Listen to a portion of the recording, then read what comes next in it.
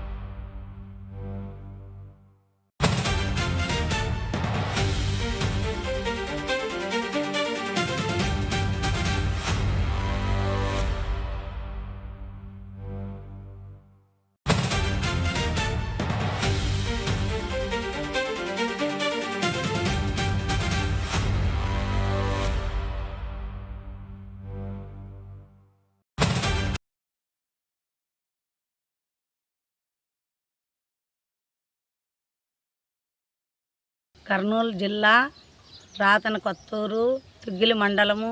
ఈ అడవిలో ఉండది సుంకులమ్మ అని. గుడికి చాలా మంది భక్తులు వస్తున్నారు, కానీ నేను కూడా ఒక భక్తురాలిని. ఆ గుడికి ఆడిపిల్లలు వాళ్ళందరూ దావకి చాలా ఇబ్బందులు పడి పడుకుంటా లేసుకుంటా జీపులు, కార్లు చాలా అల్లాకుల్లం అవుతుంటారు దావలేక. చెట్లు నాటాలని కూడా చెప్పినాము, చెట్లు ఇవ్వండి అని. అది కూడా ఇంతవరకు ఏం చేయలేదు.